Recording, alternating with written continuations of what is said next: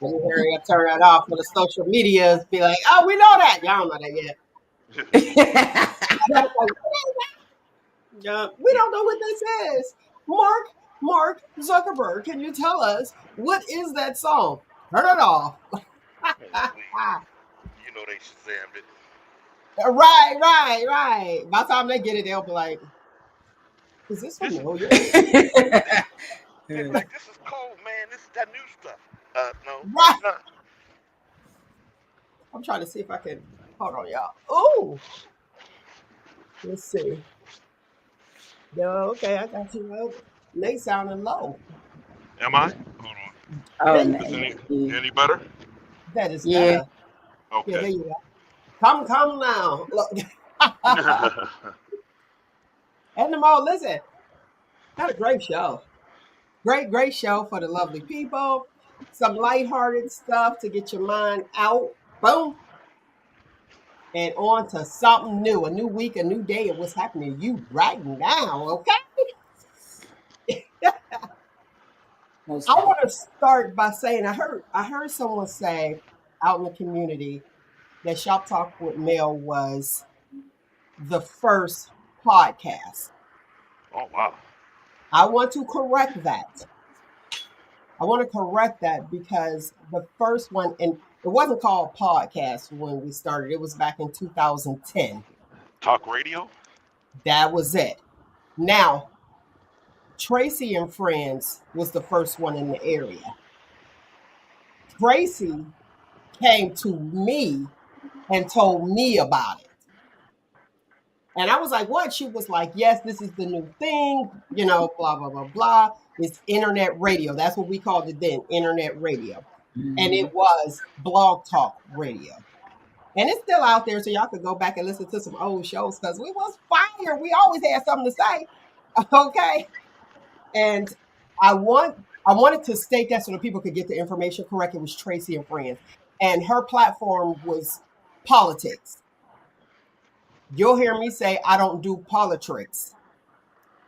And I don't do politics out of respect for her because her show is still there. And when you working with somebody and it's like, girl, this is a community, let's do it, let's make it happen. You, out of respect, you don't do what that person was doing. And even, I got to say, even having a show on air, on radio, live broadcasting, Tracy, y'all call it a Black Republican in the area. Okay. Y'all call it, there we go. No, he unmuted it. I need it muted because it's too loud. Y'all call her the Black Republican. That's who she didn't put me on, but that's who I went to. And she spoke to me and she told me how to go about it, what to do, the do's and don'ts. And honestly, she told me the don'ts, what not to do for longevity. So shout out to you, Tracy Wimbush. Appreciate you 110%, but I wanted to put that out there in the community. I thank you guys for thinking of me. And you probably don't know if you're not really into politics, then you probably won't know. But it was Tracy Wimbush that actually started around this area with the internet radio, the streaming radio. Now you guys call it a podcast. So not the podcast, I had to. So look, so doing my diligence, why do we call it a podcast? We call it a podcast because of a pod. What's a pod? A little area, and you're broadcasting via the internet. Versus like we go into the station, and when we're in the station, there you go. When we're in the station, we are broadcasting. So again, thank you. I appreciate you guys for the love. I really do, and the respect in the community. Love you for that. but Tracy Wimbush was the first one. So I want you guys to understand that. And that is called Tracy and Friends. And she was the one, and she put me on. And she's a sister if you don't know her. And she wasn't afraid to share. She was not afraid to share. Where you have a lot of people that feel like you're the competition. When it's Right. all in love, there is no competition. Everybody has their lane. Now, sometimes you'll put your blinker on and get over in their lane, but then you boom, boom, put your blinker on and get off the exit when you're tired. And if you are, you just keep riding, ride that middle lane. So, saying this to you guys, I am saying if you have some knowledge, share it with Thank people, the right people. Let me say that. Share with the right people because when things are done in good intent, good will come back to you. All right. you. Hmm. I had to do that. We're going to talk about the hot topics, Dame Dash and all his extra stuff, where he was on the Breakfast Club. We're going to talk about Cardi B and divorce. So, all of us on the panel have been divorced, so we can speak to that and how it was. We're going to talk about financial literacy and what it means to us. I hear, oh, I wasn't taught financial literacy. Are you sure? Especially We people just who didn't pay attention. no, that's not it. We paid attention. We paid attention big time. It's about to get deep right here. Owen, Shop Teasy, you already know. So stay tuned.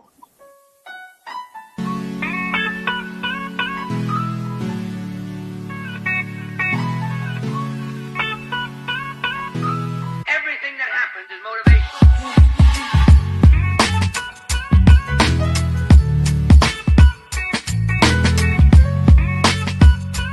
Everything that happens is motivational.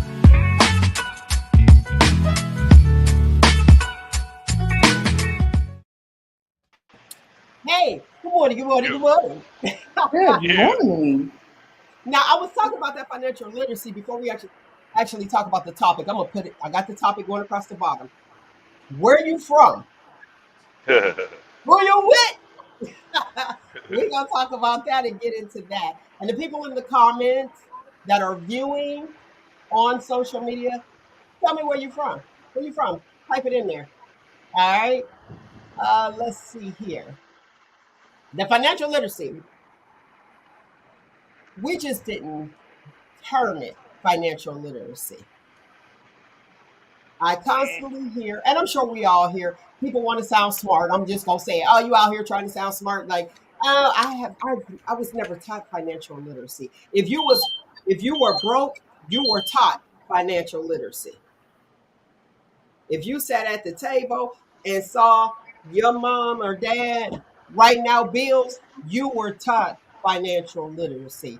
If you had Ooh. friends, you were taught financial literacy. If y'all went to the store. Yeah. If you grew up in the church and your mother gave you 50 cents to put in the offering and the corner store next door, you were taught financial literacy. We just didn't term it that. Yeah. So I have to ask this too. And in home economics, if you took up that class, which was optional, you were taught financial literacy. Got to Hmm. tell the people. Now, let's start at the base. Let's go with the church.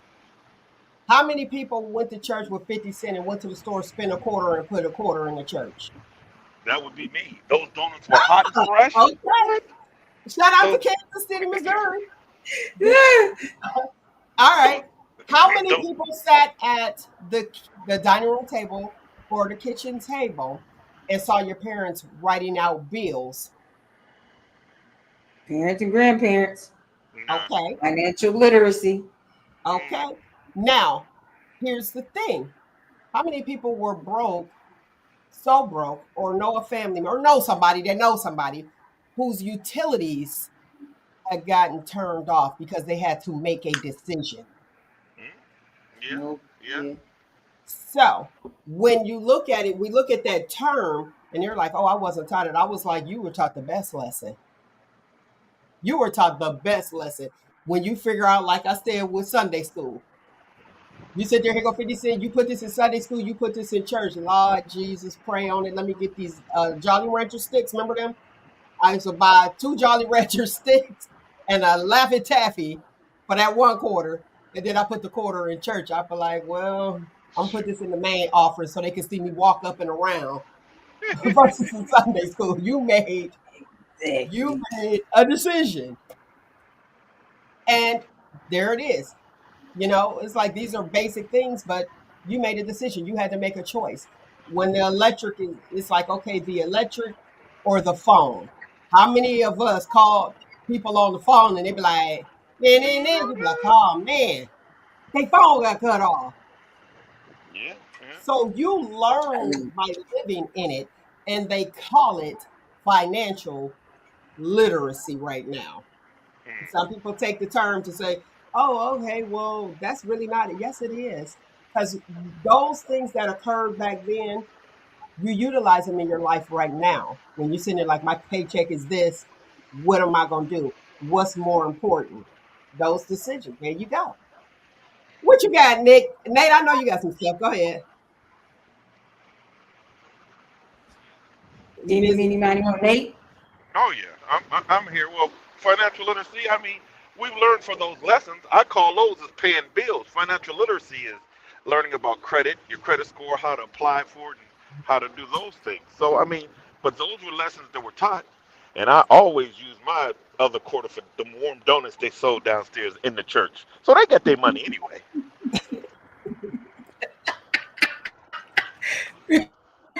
One way or the other, they got their money. Okay, let me say this. Financial, anything pertaining to money. That's that definition. Literacy is the ability to read and write, the ability to understand. So again, we've all have experienced financial literacy. Choose how you will, as far as like you saying credit cards and the credit and all that. Some families have that, some families don't believe in it because you'll always owe. Right. So it depends on your family. But financial literacy is exactly what it is, the ability to understand your money. Okay.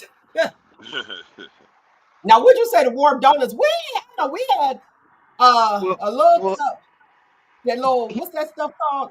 The little juice and them 2 butter cookies. Which y'all had well. donuts at your church? Yeah, yeah. Mount Zion Baptist on Wilson. We used to have those warm donuts that they heat up right after Sunday school before church. But I would sneak and give my money to there.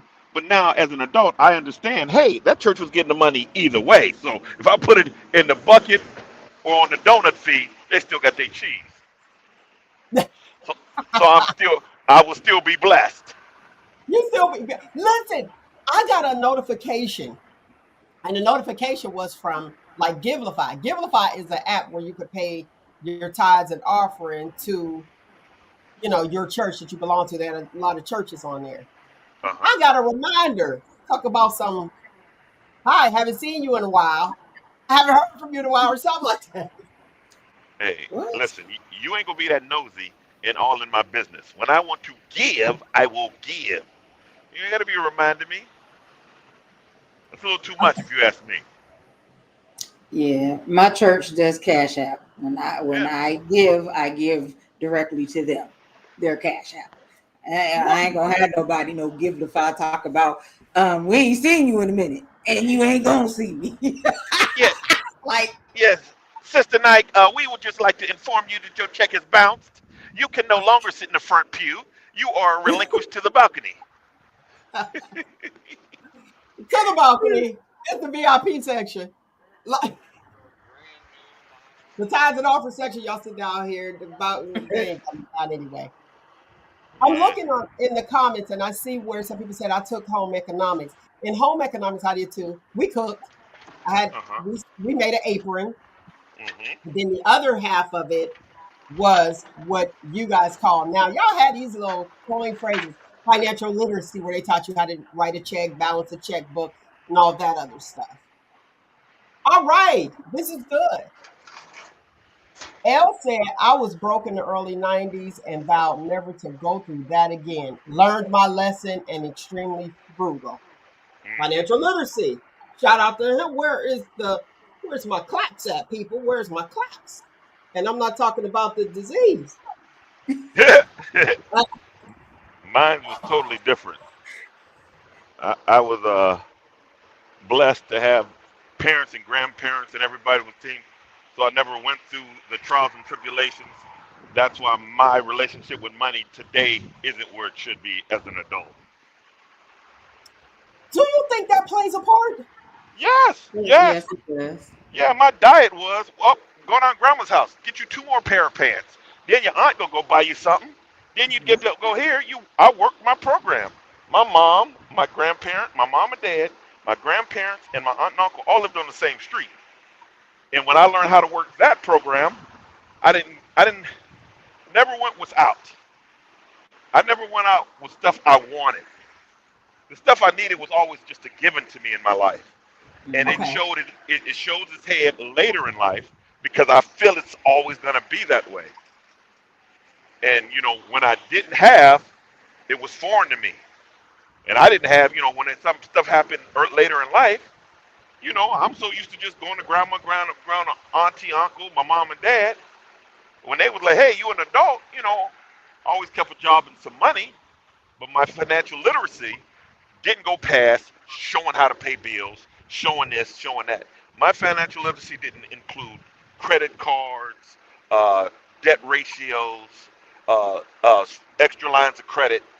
It didn't include that. It included what you said. So to me, that was just, So not knowing, you know, uh, how many lines of credit you have established, your debt to credit ratio, and a good credit score, I was never taught to me. What I needed? Hey, grandma.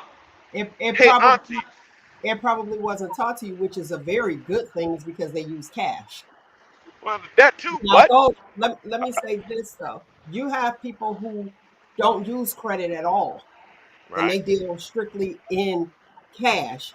So this, to, we had Damon on. Do you remember Damon Carr? We had Damon Carr on Hmm. back talking about finances and things.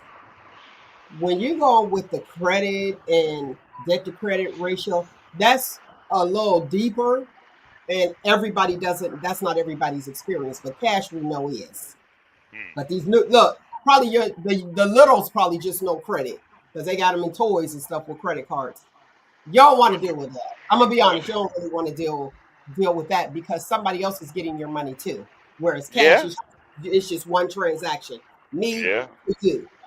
So Well, if you my want to keep the grandkids. middleman, go back to cash because you're gonna be Oh, doing it up. Go yeah, ahead. because my grandkids talk to me in Apple Pay or Cash App, and they're like 7, 9, and 13. So that's Oh, the see, they language got they theirs. know. That's the They language got they yeah. know. I'd That's be the like, hey, language. you need some dollars? No, no, just put it on my Apple Pay. Grandpa Apple Pay me. I'm like, man, get out of here. But that's their world. That's what we got to prepare them for. Okay, I want to talk about. Oh, Oh, I see this in the comment. Hold on. I barely ate, fed my dog first because it wasn't his fault. Now I pay cash for everything I get. No credit cards. I save and I invest. Exactly. I Been like there. that. Been there. Yeah. So, Definitely been there. oh, well, let me. Okay, so you've been there. Let me ask you this: you fed your dogs before you? Hmm. It's like El said, that was not their. It's not their fault. They're animals. If they can get up and do for themselves, they would. They're not they can't. wild. They're not wild, so therefore they can't fend for themselves if they're kept. If they are, you know what I mean. So yes, I sure have made sure they ate 1st. Mm-hmm. Okay, so those are like children. Mm-hmm. Okay. Even if they weren't like children, it's still not their fault. They're Uh, domesticated. They can't uh, do for themselves except to go to the bathroom. Oh, go ahead, Nate. I'm thinking about the dog out back at Nate's. Go yeah, ahead. yeah. Well, hey, I mean, I would never put nobody in front of myself because I'm the motor. I can't give the money to the windshield wipers because they dare not think. I have to be able to get out there and fight every day. So I have to stay fueled. So, my dogs will split a sandwich or whatever I'm eating, but I'm not going to forsake me. I'm the motor. How you going to forsake you and then you can't get there or do the job that needs to be done to provide? So I just look at it different. Do you see all this fat on my body? I could go a couple weeks without eating. Okay, Okay. All I'll right. be Well, fine. Been okay. there, done that before. Okay. I'm good. Now, see, if I agreed to all that fat, then I'd be wrong, right? I'd be agitating.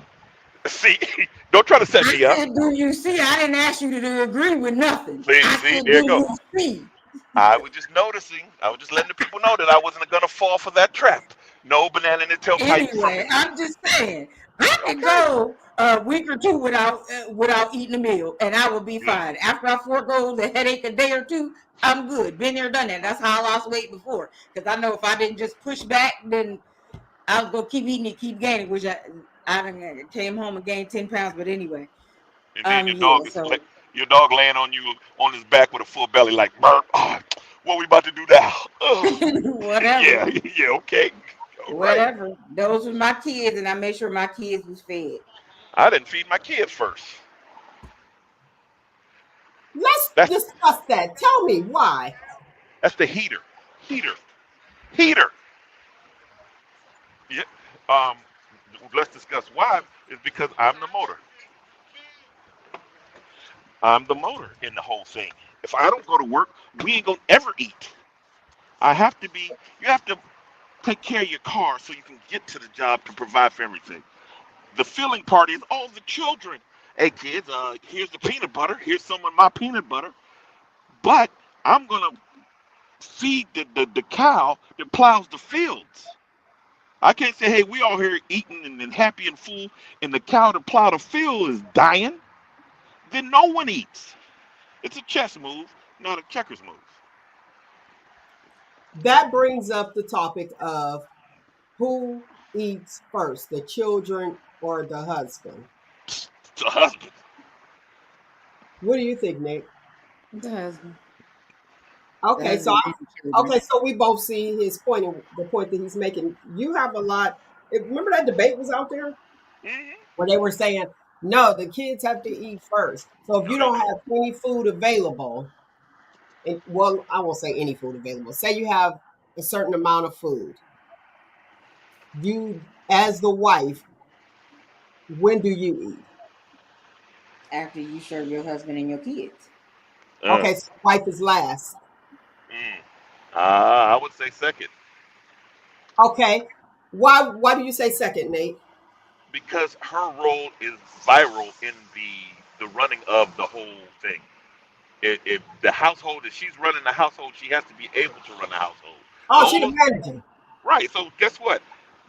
The cow's fed because he plows the field, and the person that runs the cow is fed because we need those two to even earn more money so we can eat tomorrow. So the kids, syrup sandwiches, you know, stuff like that. That's what that came from. They can split a ramens, but I'm not gonna make sure the kids have to eat this first and this, that, and other. I'm sitting over here starving, but yet I'm the one that have to go to work tomorrow and lift bales of hay and stuff like that. The kids are an extension of me. I don't neglect them, but I don't put them first.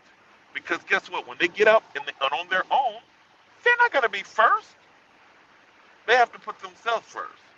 My father always said, can't nobody take care of Nate better than Nate. And with this, I mean, I have to be functional so I can provide for my family. I have to be functional. And you put the tires on the car that you drive the most, the best tires, because they got to take it, carry your family. Okay, go ahead, Nick. What you got? Okay, he said that the wife is second. Well, if the wife is second, who's serving the kids? Hey, we just don't have the Who's 7 course serving the meal. kids? So we just gonna eat in front of the kids and then serve them?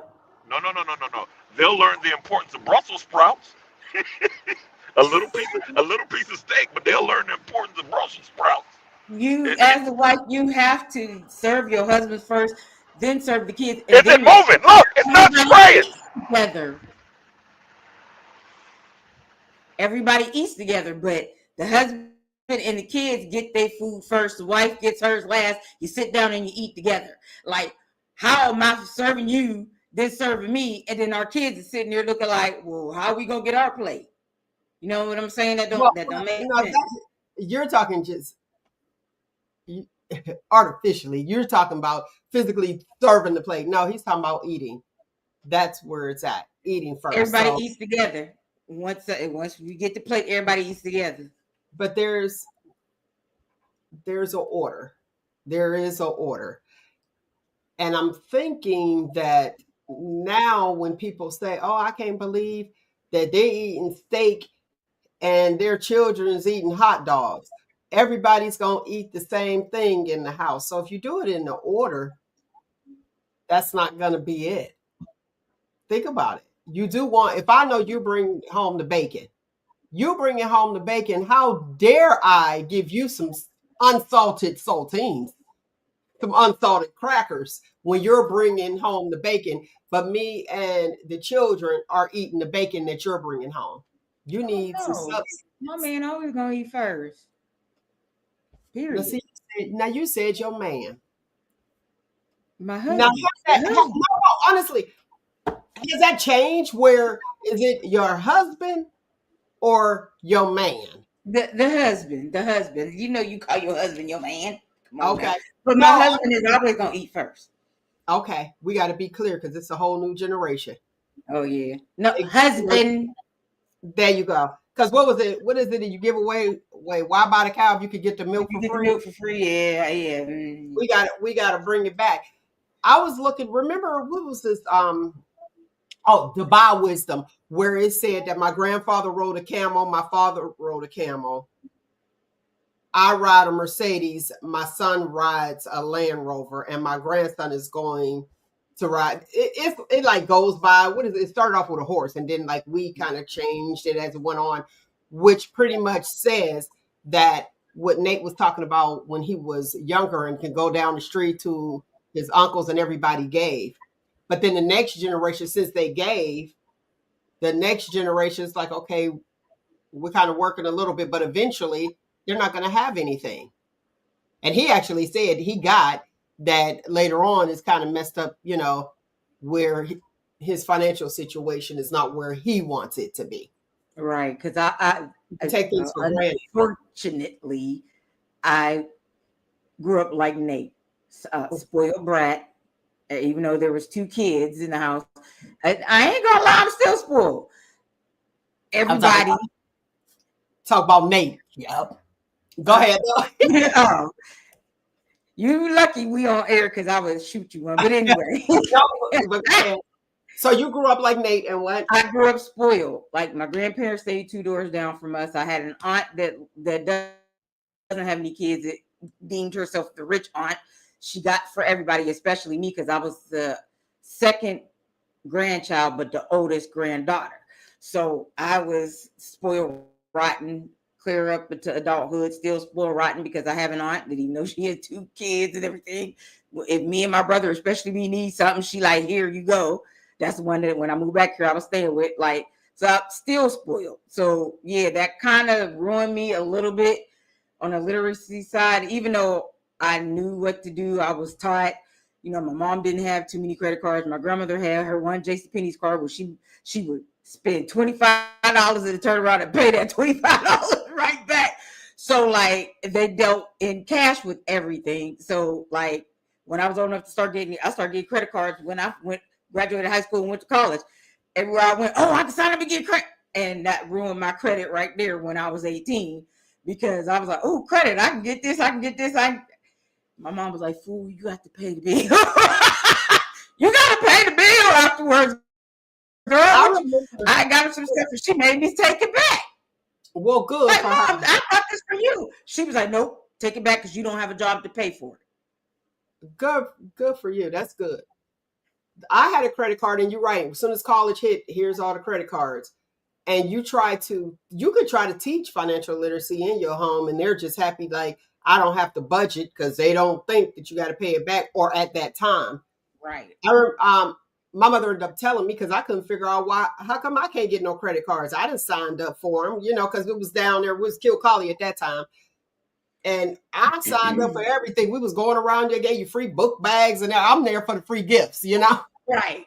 But when they came, my mother ended up telling me, I think I moved out that. I said, how come I can't never get credit? She cut them up when they came.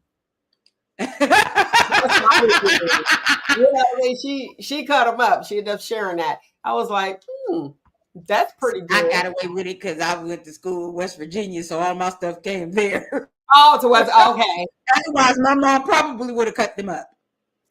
Yeah, see, she would. The address was the home address. The address was the home address. But another thing with another point I forgot to make with financial literacy, when you say you didn't grow up with it, the corner store. Who bill we putting this on? Put this on. So it used to be like, oh, this on Rudy's bill. That'd be my grandfather. Come up there, go get some milk, go get some cigarettes. Well, some corner stores had that available. Mm-hmm. And you saw where they will pay them up. I got to go pay this bill. They would go pay the corner store, the corner store bill.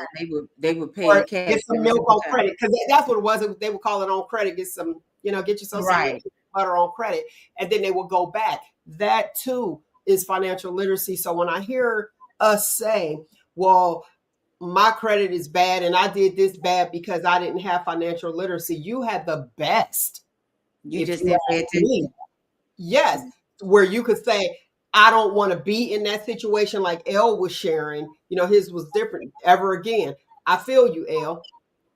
Even being younger, looking, and you'll go over to a relative's house and you see there's nothing in the refrigerator but condiments and maybe some water. You don't want to be that when you become an adult. So how can we fix this?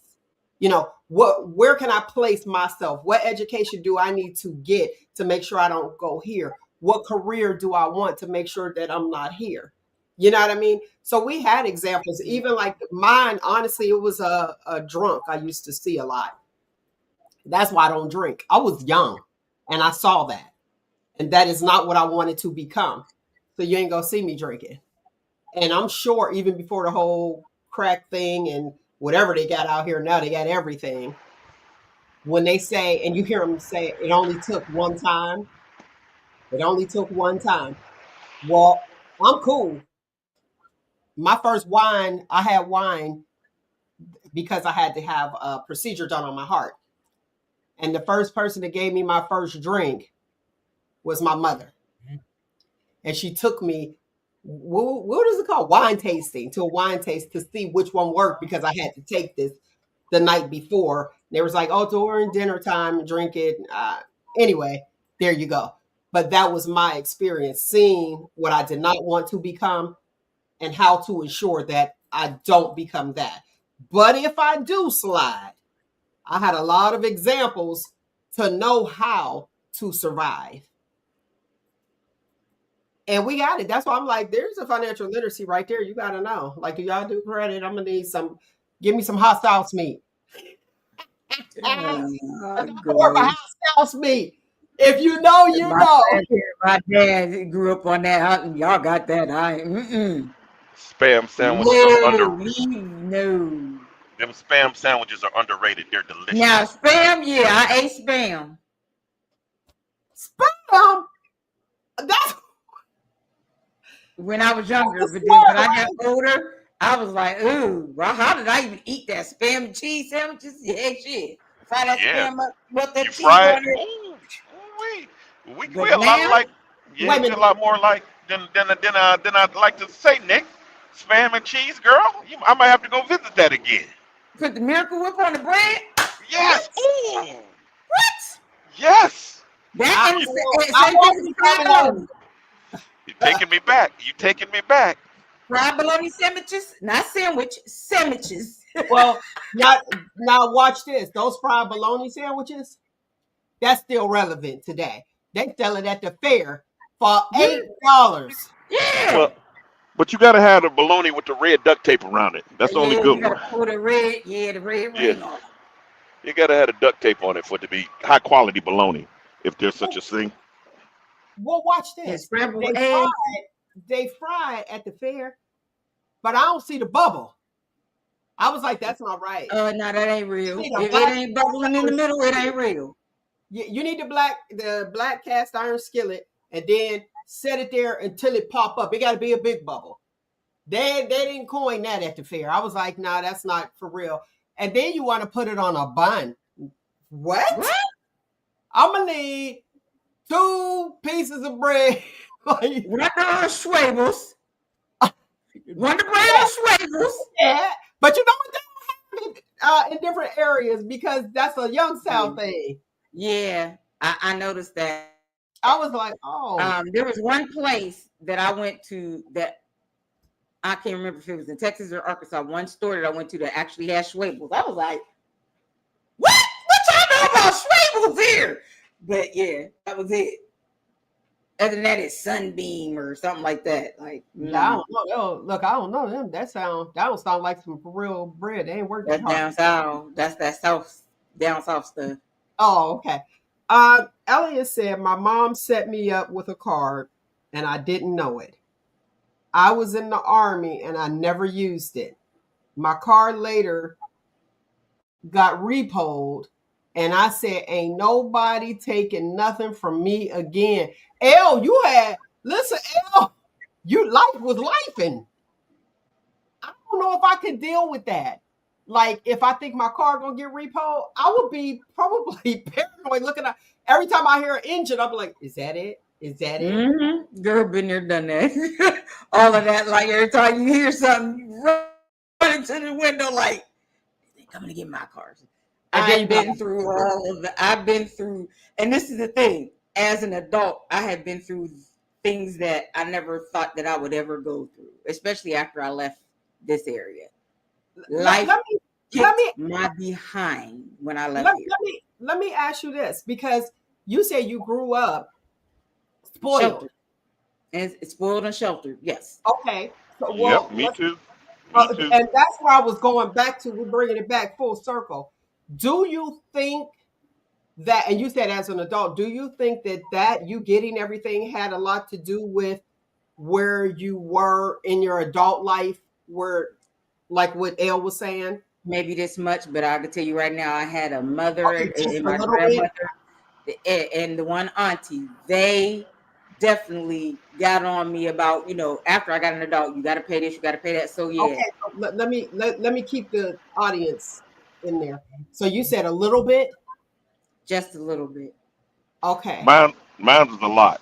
It yours. definitely played a part in my life because I just felt it'd always be there. And, my grandmother and grandfathers, both of them, was all inconsiderate and gonna go die.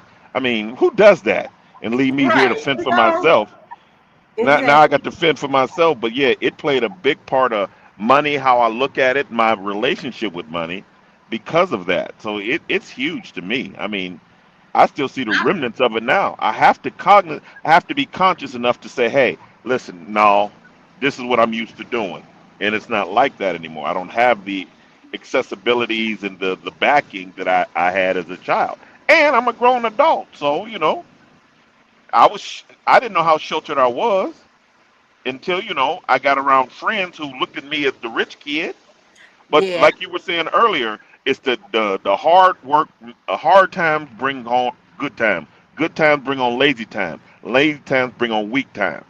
And in that whole thing, my grandfather was the hard worker at the mills, both of them. My dad worked hard at the mills and various things. Now here come me. I'm the weak one. So I have to produce. I have to be on my son to give him hard work so he can produce good times. So it definitely is a system to it. But my easiness shows up. The easiness I had in my life shows up in various things that I do and how I think. So yeah, it affected me big time. Okay, I'm glad you shared that. Now, what do you think about the people who spoil their children because they feel like that's what they always wanted, and they didn't want their children to go through what they went through, so they Oh, give them everything? yeah, it shows up later and it doesn't show up good. It Yeah. does, and those are the people that was on Maury when Maury first started. I don't know why she calls me this and this, that, and the other. because she never went through anything. You treated her as golden from Mhm. then. Then she got with a couple friends that was man, and then she gonna treat you down. So I mean, it's never good. I never pedalize my children. I let them know, hey, you here because of me. Yeah, you get this because of me. And as soon as they tell me they can do it, like at 5 and 6, can you go over there by yourself? They say yes. They will go do it. And I would stalk them and stuff, but I always endorse, if you can do it for yourself, do it. Because my son hates me to this day because every time I got to do something, I call him. Hey man, come on over here and help me do this. Hey man, come do this for me. You know what I mean? Because I'm lazy, but Okay. I'm making it tougher. Nick. Go ahead, Nick. My youngest niece and nephew are like that. My brother got all of his kids everything. And it's not like he didn't get everything because he did. He just felt that he didn't. Probably because he felt like I got more. But they're spoiled rotten. He tries to be the disciplinary. Now the oldest one, the youngest two, their mother is like, no, don't discipline my kids. I'll discipline them, and they're spoiled rotten, and you can see it. She won't even let my brother discipline them, and he gets frustrated. But you can see it because they can be very disrespectful, and that is exactly why, you know. Anyway, they can be very disrespectful, and mm-mm. Until they learn how to respect their elders, I don't got nothing to say to neither one of them. Okay, so you just kind of was like, I'm not I dealing with this. cut. Okay. Let me go to the comment. Never thought I would be homeless, but it happened. And when I got it together, I vowed to never be homeless again. And I watched how I spent my coins. There you go. Now, I've never been in that place. I can only imagine it because that's what I'm going to do. Just imagine it because I don't want to be there. How how does that feel? If you could comment, how does that feel I once? can comment for it. I can comment. It feels like ish. You don't feel good. I fell into depression. Like, just the people that don't know, now you already know. That's why you didn't see Nick the voice for a period of time, for about 9 months. Was it 9 months? Yes, it was. It didn't seem like it, did it? It did not. It was But a long nine why? months to Because me. you were living in it and I wasn't. Well, yeah, I mean, depression ain't no joke. I've been depressed, and man, some of the thoughts I've had during that time, and it's a continual, everyday fight against depression and those thoughts. It's because I didn't live up to my expectation, and that come And from, hey, it's my mom and dad made it look so easy. It shouldn't be this hard. Hey, both right, of sets of my grandparents made it look easy. My aunt and aunts made it look so easy. listen, I'm the black sheep of my family. Everyone in my family got 20, 30, 40 years of marriage. Me, what? Cream of wheat? I said oatmeal. You know what? This ain't supposed to be this hard. That all comes from having stuff too easy, seeing stuff in the way I seen it, which wasn't bad, but it wasn't a, the reality that I have to face. Their reality was a lot better than mine. They've been through stuff. My mom and dad was married for 50, I'm 50, 55 years before he died. You know what I mean? That's power. That's a lot of stuff. li- Both sets of my grandparents were married longer than that. I got a brother that's been married 30 years. So that's your place where you feel like you failed. Um, yeah, I didn't do the norm. I didn't do what was called right by my family, by our standards. I didn't live up to our standard. You know what I mean? So Okay. that's why, no one in my family has outside kids. All of my first cousin only have kids by their wife or their ex-wife or whatever.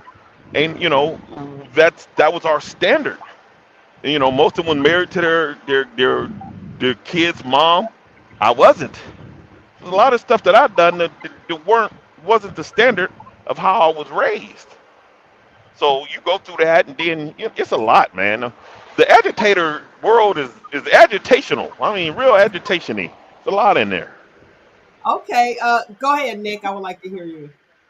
but it was just the fact that me leaving here knowing that my credit was straight. I was trying to buy a house down there. I was trying to help that one get his credit to where it needed to be so we could buy a house. Left here with good intentions. Left here with two jobs. Because I transferred one and got one when I was down there. So I'm working two jobs and, trying to get him together for the job. And he there 3 weeks, come back here, and then everything started to spiral. Because when we moved to a brand new apartment in a brand new complex, $2,000, $10 from Okay, $2,000 a month. okay. But I'm gonna fast forward to a little bit. You said once you got there, everything spiraled. What After was It, once he came what? back, everything spiraled. Okay, so that okay, everything spiraled. So when you went there, you went as one, two people as one, and then one leaves, so you're alone, and then everything spiraled. Yeah, because it was me left to try to keep Okay. the roof over my head, Uh-huh. pay car note, insurance for two vehicles, like just trying to do everything myself. And it in a because here people complain about the cost of living here, but baby, let me tell you something. Moving down there, I really had it made here and should have Okay. stayed here. You know what I mean? Because I had the two jobs here. We were making the money to afford the life. Okay. Can I ask you this? You wanted to move, right? We both wanted to move. He's the one that actually said something to me that he was ready to move when we went to go visit. The Okay. last time we visited before we moved down here, he's like, And then "Okay, he I'm got ready to down move." there, And changed I his asked mind. him if he was sure. Okay, so you got down there, he changed his mind, and then everything was left to you, and that's when everything spiraled out of control, which in turn you shared. So I'm sure it's okay for me to share since you said it live. And that's when you became homeless. I moved from that apartment to a cheaper But apartment that's when complex. everything But spiraled. everything spiraled, still spiraled because I ended up moving from the one complex because it was infested and I lost Yeah, just about my you stuff. told me that. So it sounds like you made a joint decision, and then one bailed. So now it was all on you, and then boom, boom, boom, hit rock bottom.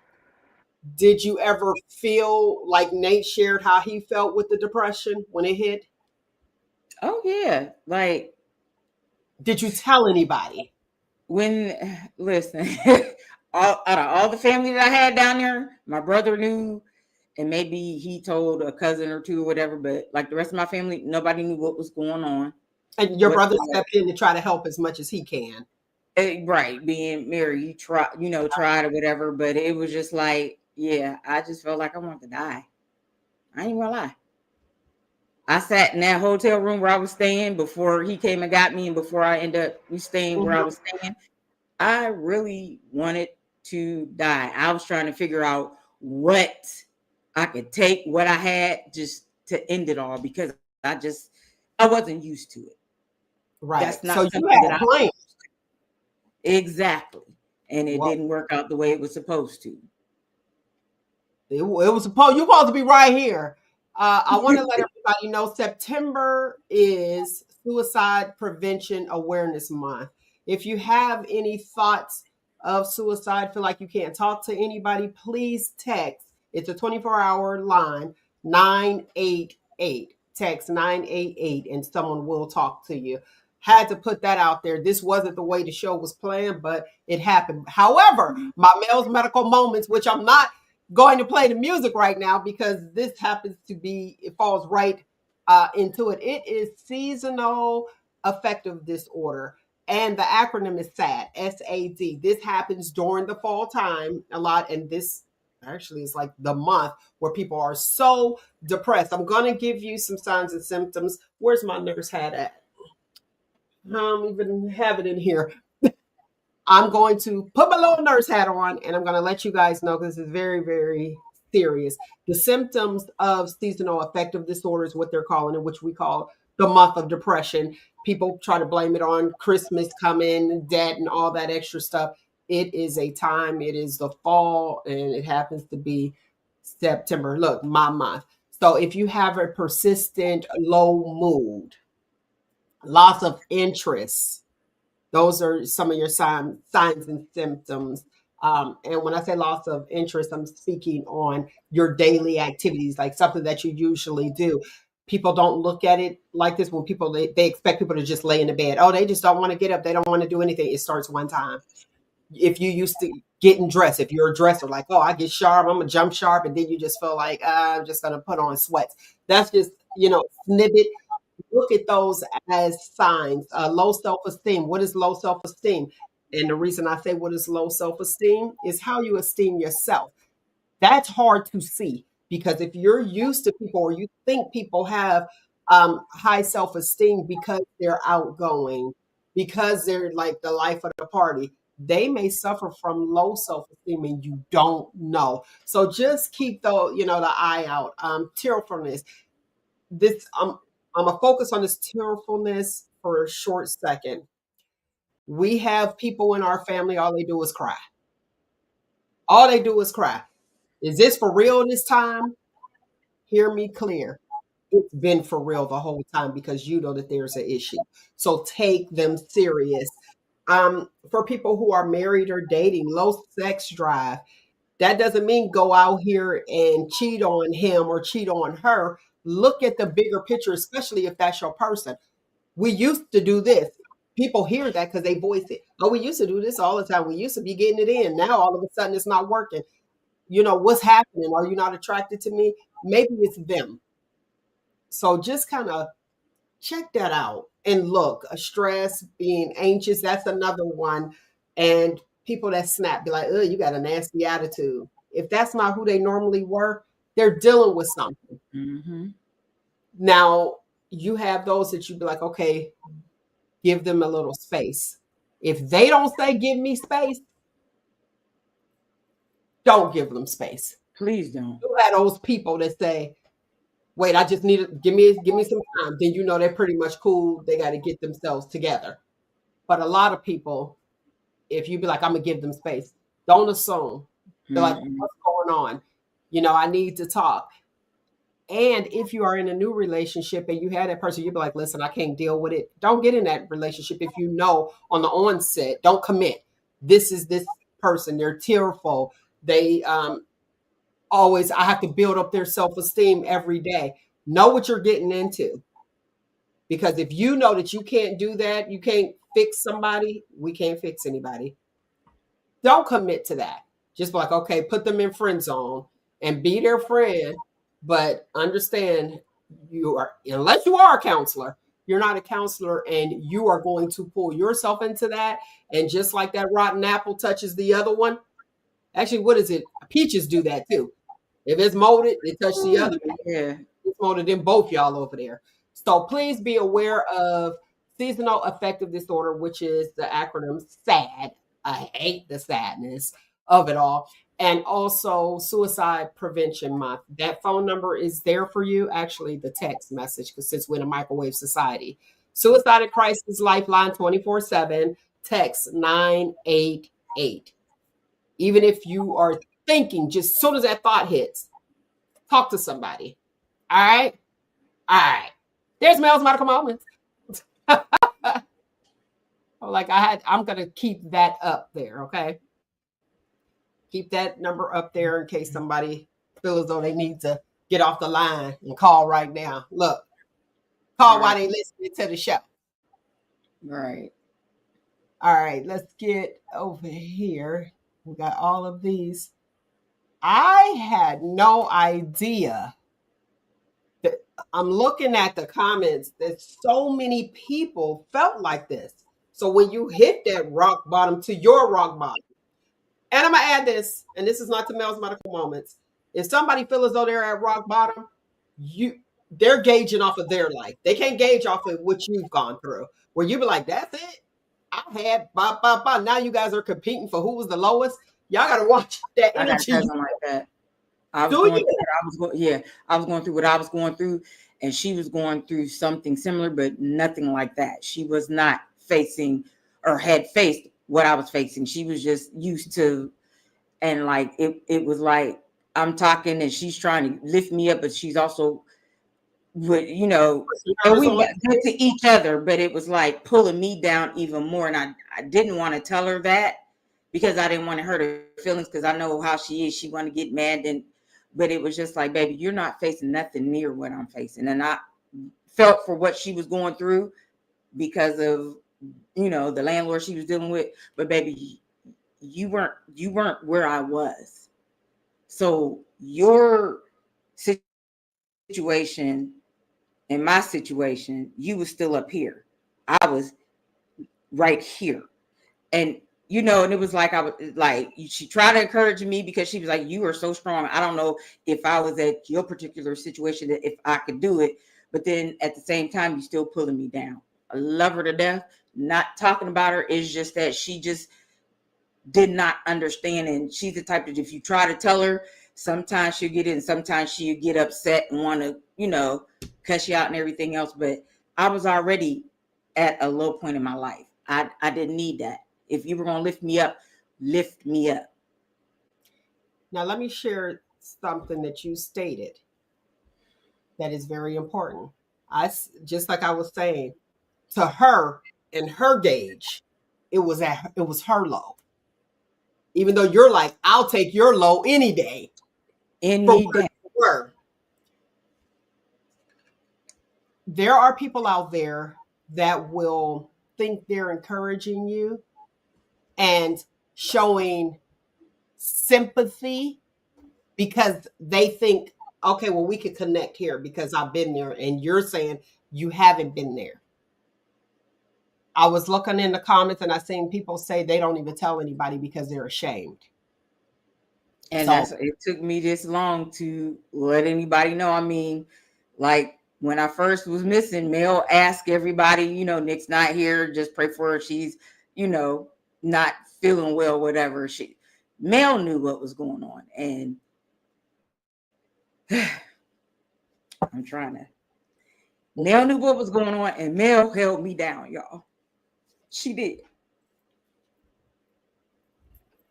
is that supposed to be that kind of show? I know. That's what I was trying not to. But y'all, she held me down, and I'm so thankful. I'm so thankful. You're supposed to be quiet about that. I don't be out helping people now. I know, but I'm just saying, y'all, like, I'm joking. just don't understand. I'm so thankful for that. That's why I'm still sticking with Mel and riding with her, because she rode with me when she didn't have to. Why, thank you. Let's see what we got here. Okay, Samara from Akron. I have folks that don't believe if they feel like your situation wasn't as bad as them, that you didn't go through the same. It's hard to open up when the comparison starts. You are right. Exactly. And that's what I went through. It was a comparison. Girl, you see I'm at rock bottom. I'm staying at homeless shelter. You still got a roof over your head. You just got to find another one. I am actually in the shelter. And it was a comparison, and it pissed me off so bad. And I didn't want to tell her. But She didn't know you were at a shelter? Yeah, she knew. She knew. Her and another cousin, they knew, and they checked on me all the time.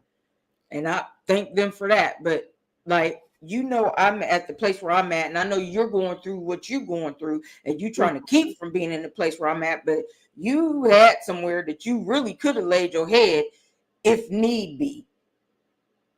If need be, until you found another place. You had somewhere.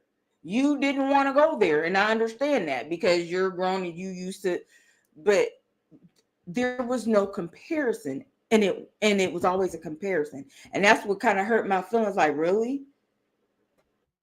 Yeah, I'm gonna look at the bright side. I'm thinking maybe she thought, okay, well, I've been there, so we could kind of be on the same.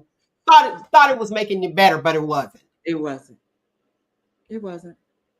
Yeah. Well, I hope that it wasn't. You said she checked on you, so I'm hoping that Oh, we her talked like her several intent times wasn't every day. malicious or to say, hey, mine is worse than you.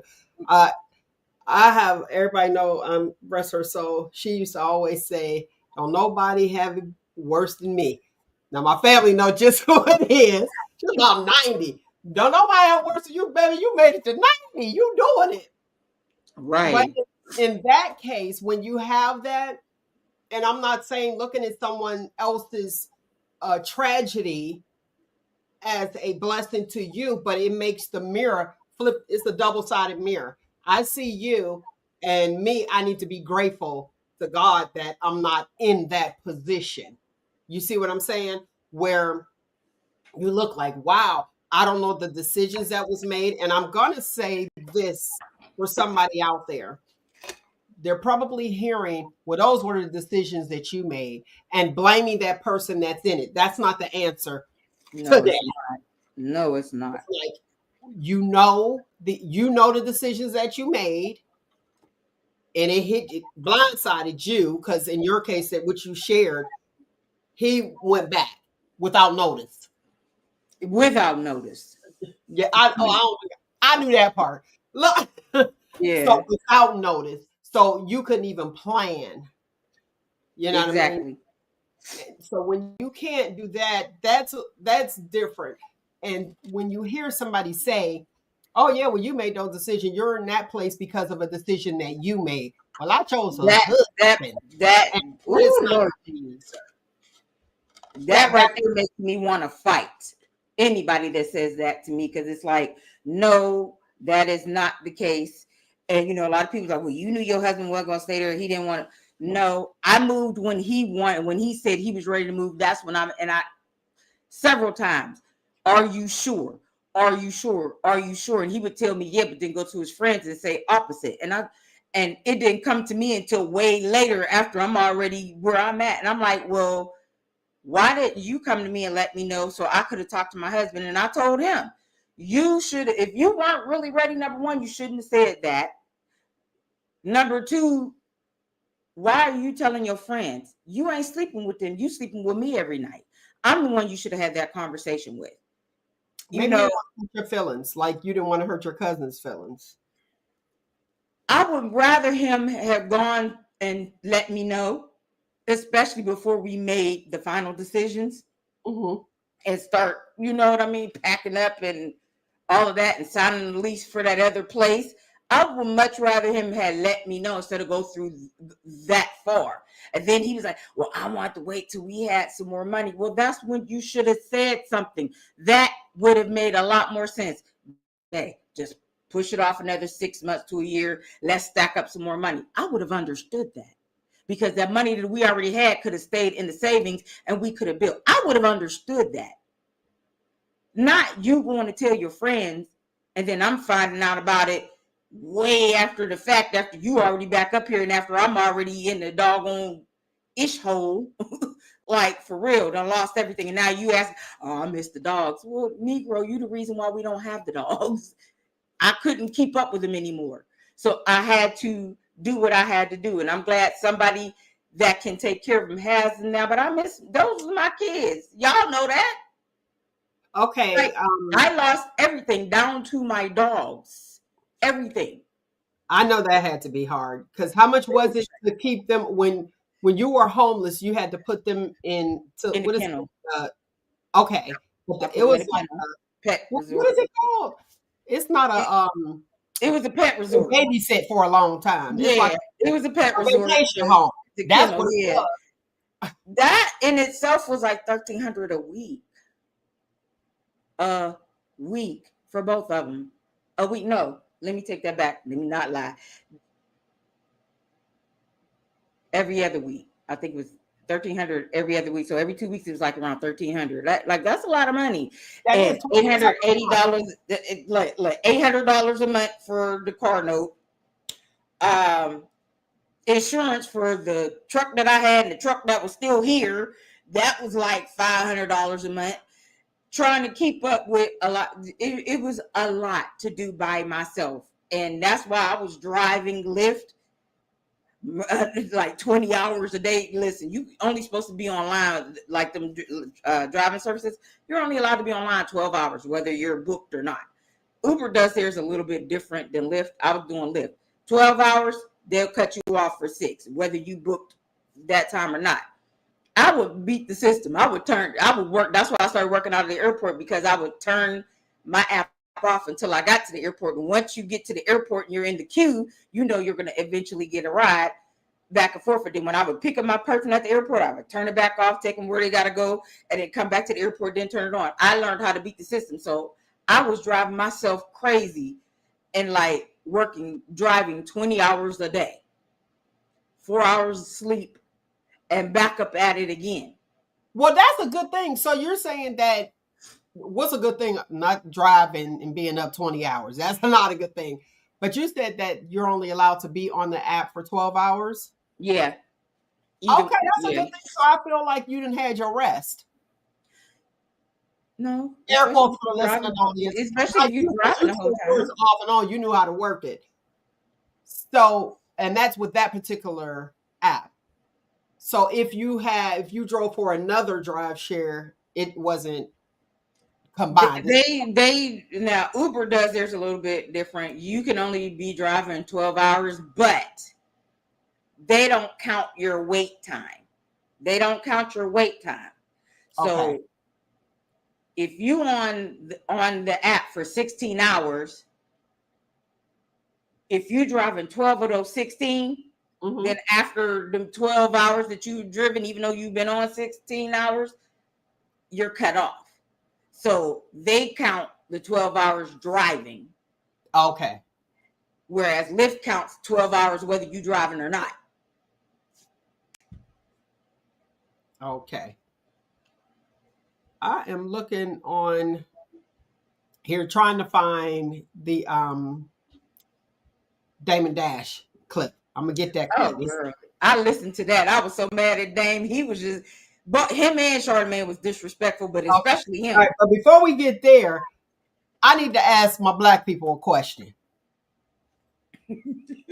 Why do we rinse the dishes when we get them out the cupboard? Like, we wash them, we dry them, we put them away, and every time when we pull it out, I see we all just do it, rinse it out, and then put the food in it. What is that for? Because I do it. Because dust settles. I mean, I don't care how clean you are, dust, like you said, dust settles. Like the air, like stuff goes through the air duct. So yeah, you know it's clean, you know your house is clean, but you also know that dust still flies around. There's dust mites. So you gonna rinse your stuff off. Like, even though you know your stuff is clean, you still gonna rinse it off. I do that. Especially now. Am I really going with that dog? Woo! Because I got tired of going to the stove and it'd be long red hair or little dog hairs everywhere. No, I ain't cooking. I just now started cooking since she been gone. Oh, okay. I ain't cook on that stove. Oh no, bro, you ain't wiping that off? Okay. I guess I go out to eat every day, and that's why I gained them 10 pounds since I've been here. Going out to eat. Mm-hmm. I'm trying to figure that out. If y'all got the answer in the chat, let your girl know. Why do we do this? Because I've seen it. It's almost like that's what you're supposed to do. Kind of like bleach in the dishwater. Put a little bit of bleach in the dishwater, especially when you have company. Yeah, bleach, all of that. I do all that. I grew up like that. Put a little bit of bleach in your water and keep going, because saliva is bacteria and you mixing that in dishwater and everything else. So yeah, you got to put bleach in there to clean it off. Okay. Just in case we have a problem, we don't know about Right. Let me see. In case it wasn't washed well or something got in the cabinet, sometimes bugs don't show up right away. And mice walk around your plate, but didn't poop that. Exactly. Because like I said, that second apartment that I had moved to when I was in Houston, I didn't know that it was infested until after we moved in there. And I was like, hold up. I was only there 5 months. I got to go. That place flooded 4 times. One time, 2 weeks after I moved in there, ruined some of my stuff. The last time, it was the week of 4th of July. I woke up 4th of July, going to work, a little bit extra to get some extra money. I woke up to ankle deep water, and then 2 more times that week. And that's when I was like, that's it. I'm done. I stayed there 2 more months, and then I was out of there by September of 2022. But yeah, so all of my stuff got ruined between being flooded and being infested. I I was like, I don't live like this, and I ain't gonna pay to live like this, so I had to go. So yeah, All right. you're right. Rent your stuff off because you never know. You never know. All right, I'm getting ready to go play this Cardi B thing where she's her and Offset in their divorce. Ever want to get a divorce? Okay. So painful. And this, hold on, this is compliments of the Breakfast Club. Okay, I'm trying to get it, people. Trying to get it because I don't know how to download and fix it in my. But this clip that I'm about to play for y'all, it made me never, ever, ever want to get a divorce. It sounds so painful. Let's take a listen to Cardi. Going through a divorce is very, very tough because you marry somebody and the person that you divorcing is not the person that you marry. You really ask yourself, like, who the did I marry? Like, there is no love there. But to me, I always feel like it's like if I ever walk away from something, like I get along with all my exes. Even if we don't talk, we never ended it on some nasty, nasty stuff. It has gotten to the point that it's like, I feel like I really hate you. Like I think I hate you. Everybody should walk away with what they came with. Things gonna hurt for a couple of months, but especially when there's kids, it's like we should be able like to co-parent. We should be able to have a conversation. 100%. But it's not like that. It's actually I'm going through something that is like kind of like very like dark. I don't know. It's like when somebody died. Like it's like you feel pain, and then it's like now you got the bills of the funeral. Yeah. Damn. What do you think of that analogy? See, she said it's like, And that's how it was. Like you. She said it's like you got the flowers, thank you, but when you are divorced and had a children, so you got the flowers and now you got the bill of the funeral. So I can't relate to that, but the other, yeah, that and it's like that, like, and a lot of people are upset with me now because they're like, how after what you went through, because he walked away, why are you even dealing with him, talking to him, friends with him? I'm gonna tell y'all something, and it took me a long time, and I've been preached to many a day about forgiveness and everything else. It took me a long time to figure it out. I literally forgave him, even though I went through everything I went through. And yes, do I talk to him now? Yes, I do. I had to let him know, no uncertain terms, we will never get back together because he realized he made a mistake. But I talked to him, I listened to him vent or whatever, because I went through that and I know I'm healed, because if I wasn't healed, I wouldn't be able to talk to him. I'm completely healed from that situation. And because I was able to forgive him and I can have a decent conversation with him, I have been blessed beyond measure since then. So that right there is my testimony. Yes, yes, as bad as I talked about him on the show, y'all know I did before I disappeared for them 9 months, and even after I came back.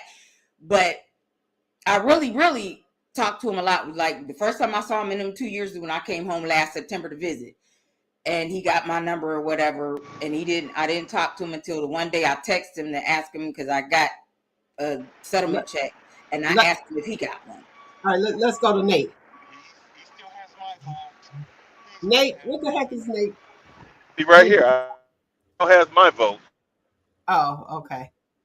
I'm like, he was so far back. But I, in that same week, 2 days later, his mother passed away. So he reached out to me to let me know. And I'm just gonna be nice on that situation. But anyway, I listened to him, and because he was like, I'm reaching out to you because I know you've been there.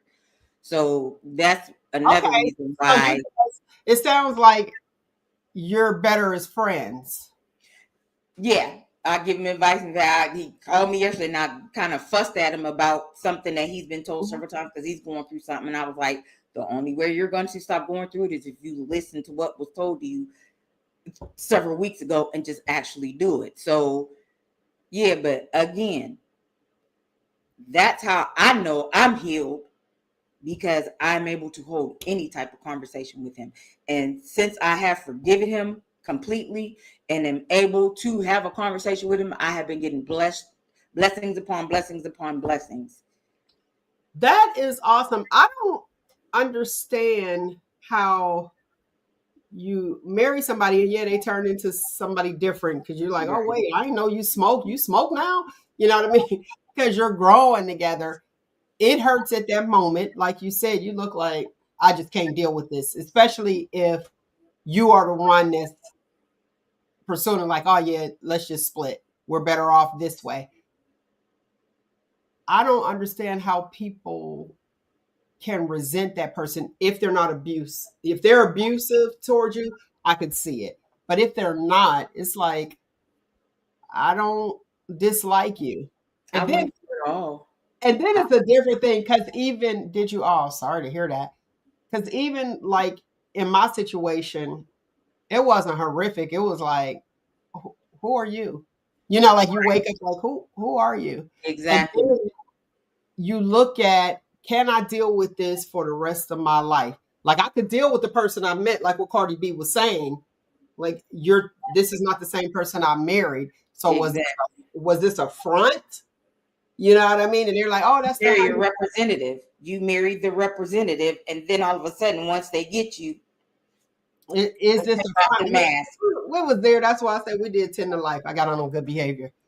So when you look at it, it's like, what's best for your children if you have children?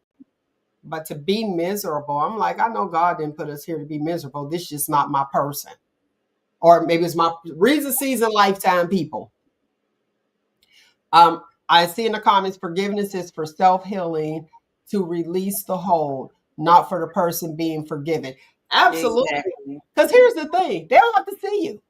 Exactly. I think that's why I'm so good at deleting people. Like if you know somebody that know me, they be like, "Oh, Mel, you delete me quick." You was like, delete, block, because I'm not giving that energy. I'm not even giving you any energy. So when you can compartmentalize, we're like, "Oh, okay, nice person." And I had to learn that as long as I was being hateful or resentful towards anybody, I wasn't doing nothing but hold myself back. Absolutely, anybody. That's anybody, especially when you want to be who you are. You want to. It's okay to be you. Slogan. You know, I can be who I am, but I'm upset for you being who you are. That's not okay. You got to allow people to be who they are, and you just ain't got to be it with me. You see what I'm saying? So when you get to that place, it's like, there you go. Are you here? Hey, how you doing? I don't wish any ill will on anybody. I don't have the story of a, air quotes for the listening audience, bad divorce.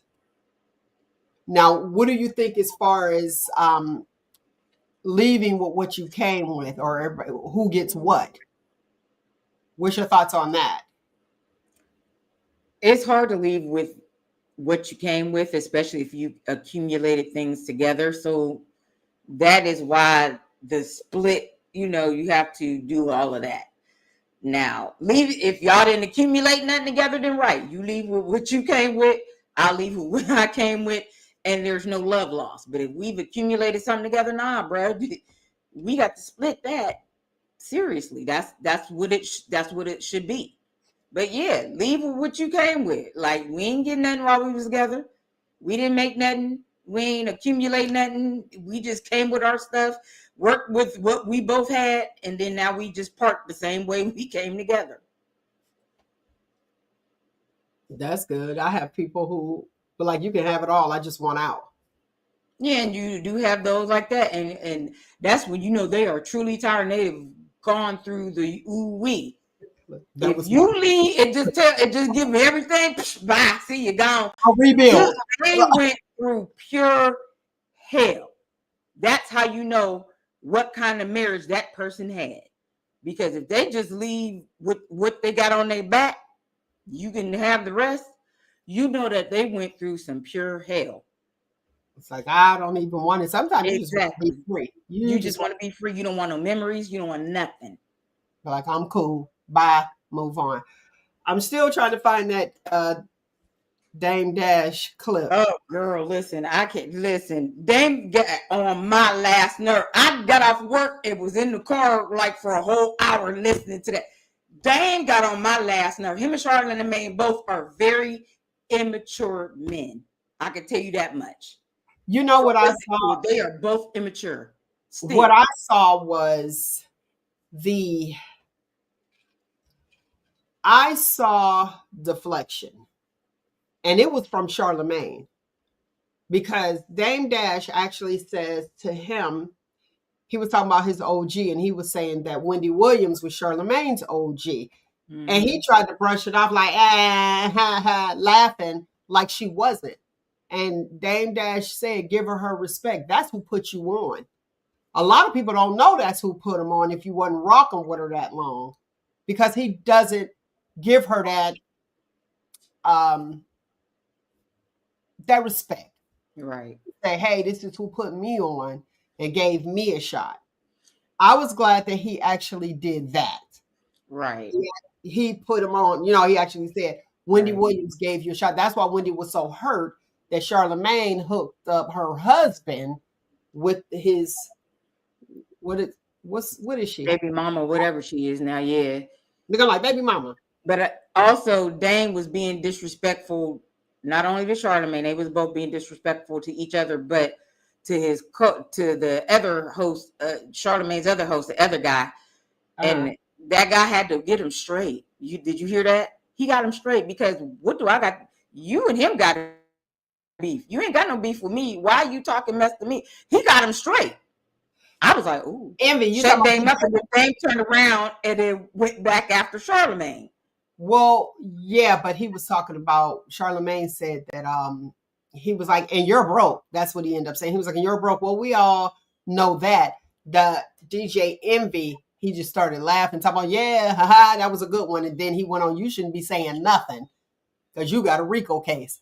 He put that out there. I said, oh, but it was very interesting to watch, because we know Dame is the troublemaker, always starting something. But in this case, they never let him finish his thoughts. And I saw where he was going. He was like, let me bring it home. Charlemagne kept cutting him off. And I just was like, yeah, I said they was both disrespectful and childish. They were both childish. I was just sitting there like, yeah, they were childish, but I love the demeanor of Dame Dash. It wasn't a rah-rah. It was, he was like, I could do this to you. He was like, but I won't. But they tried to drown that part out when he said, I could punch you in the face. He said, but I won't. I heard that. Yeah, I heard that. And they both was going back and forth. Yeah, I ain't gonna let you do that. He was saying he'll run, and what Dame's point was that he wasn't masculine. He wasn't representing the masculine male.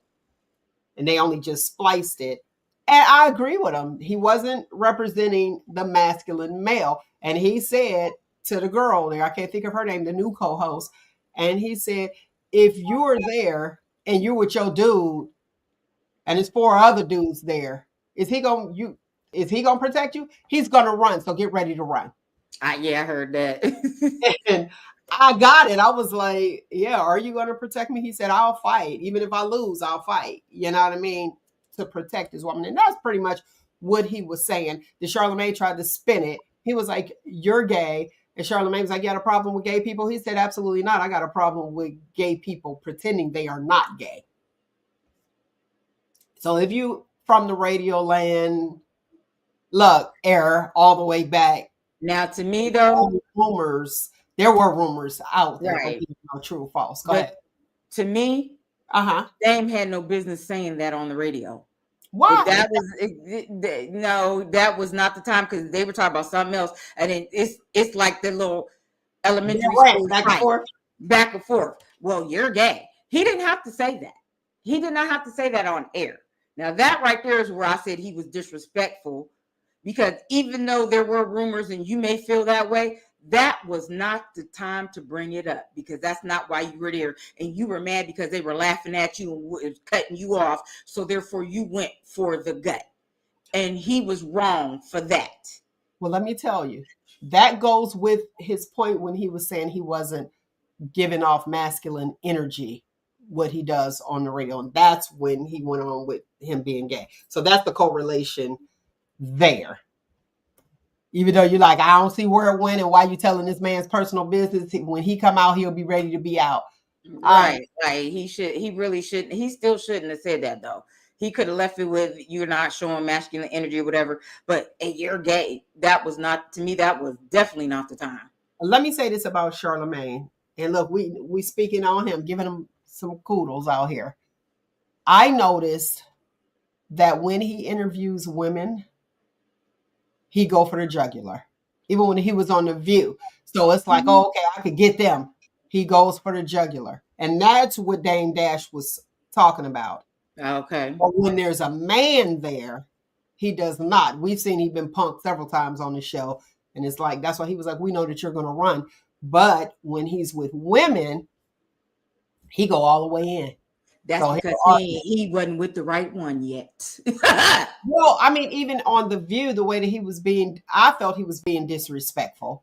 I was like, there was no reason to be all upset and wanting to yell at these people. Because How he long? didn't run across the right one that don't care. Well, you see the ones on there, they be bowing down and crying and all that extra stuff. Ooh, like I said, he ain't come across the right one. Come on this show if you want to with that mess, and me and Mel both gonna get you right. Oh, be done. Check. She gonna get you right without cussing me. I'm gonna cuss you out. So come on this way, Charlamagne, so we can get you straight. Okay, I see. Look at the comments. I can't listen to the Breakfast Club. I think Charlamagne is a hole. Okay, he does. He talks very rudely to the females and go toe to toe, and that's what Dame Dash. That was the whole point. Like I was saying, Guess what? Charlamagne always doing the donkey of the day. I think Charlamagne is the biggest donkey of the day of every last one of his shows, for real. I told you I don't like neither one of them because to me they're both disrespectful. But yeah, he's the biggest. He's the donkey of every show of his because he's just ignorant. the donkey of the day. Yeah. Exactly. Now, where you from? Where are you from? Farrell, PA. Hey, represent. Okay. I don't know where Nate is at. Do you determine where you are from? Go ahead, Nate. Where you from? Nate the Agitator. Oh, yo, Youngstown, Ohio. Okay. Oh, you sound way far. We can hear you, but Yeah. Born and raised, Youngstown, Ohio. Okay. All right. Here's the thing. Say you're born in the area, then you move and you live in that area longer than the area that you were born from. Are you from that area? that's hard to say. I mean, because you was born here, but you was raised here. If you were raised Well, in not another raised, area, just lived. Okay, so let's look at our age. This big age right now. And we're born in Youngstown, Ohio, but let's say I lived in California for like 25 years. And I moved when I was 18. Am I from the area I lived at the longest? Or am I from the yo? you're from the Yo because you spent 18 years of your life there. Okay, but It's I not spent like 20, you moved but I when you spent were a child. 25 somewhere Yeah, else. but still, it's not like now if you move to California as a child, Right. like little, then yes, you are Right. from the area you moved to. But since you graduated high school in the Yo, it put it this way, to me, it depends on where you graduated high school from. I If you think it's graduated high school in the Yo and then you moved and you lived in California for 25 years, you still from the Yo. But if you graduated high school, you born in the Yo, but you graduated high school in California, you from California. Okay, I, Nate, what you got? I think it's elementary. When you build those childhood bonds and everything, that's where it comes from. I got childhood bonds from Youngstown and this, that, and other. And I move wherever. I'm still gonna remember my childhood plays the biggest part of everything, my life. So I always represented. Well, that's all I'm from. But I mean, I feel that if you went to elementary and your childhood was spent here, that's where you're from. Okay. Yes, So I'm he definitely said, from. there y'all go agreeing again. So you said high school. He said your childhood. You're still a child after high school. Yeah, So if you said high school, elementary. So if you went to school in a place, that's where you're from. you know what I tell sometimes I tell people Pharaoh raised me, Youngstown made me. What? Because I'm Okay. doing a lot of the things that I started doing, like doing this and getting into acting and everything else, right here when I moved here to Youngstown. So I feel like I was raised over there, but I really became me here in Youngstown. I became Nick the voice in Youngstown. So I claim both as home. Okay. Let's see here. I've been in Kansas City for 12 years, but I'm always from the Yo. I'm always from Youngstown, Ohio. That's where I was raised and learned all my street values and my friends. Okay. Oh, this is a good one here. My sons and I moved from the Yo when they were 7 and 8, and they will chest out say they're from the Yo and not Akron. So She said they will not claim it. Is okay, it that bad? so okay, so their parent. Okay, my parents is from the Yo. This is where it's at. So I'm from the Yo, but they were elementary. So wouldn't they be considered Akron? Or you go to the roots? Because you remember, think about this back in the day. They're like, well, where are you from? Oh, I live here. But where's your what about your grandparents? Oh, they from down south. If that So was the case, my daddy's from down south. I would say that's where I'm from, but I ain't because I was born in Farrell, raised in Farrell. So I'm from Farrell. okay, so all right, I see you, Don. Don got Youngstown tatted on his forearm. Okay, so clearly he's from the Yo. So he probably had the same thoughts. High school. That might be the answer. Where you went to school at? That might be. That's where you from. Where you? It's Right. kind of like what you said. Childhood, like that's something. That might be the answer. Because I'm sitting here like if you live like a friend of mine graduated from Earthland and left and went to Maryland and been there ever since. So been there 50 years. Oh, in that case, yeah, he definitely from Maryland. I graduated But from, is he? well, no, because like you said, he graduated from Ursuline and went. So you're still from the Yo, man. Well, You're from the Yo. well, we can do it. Can Oh, he went out. Come on back. We didn't come back, Nate. He went Yeah, out. sound like a pixelated robot. Okay. All right.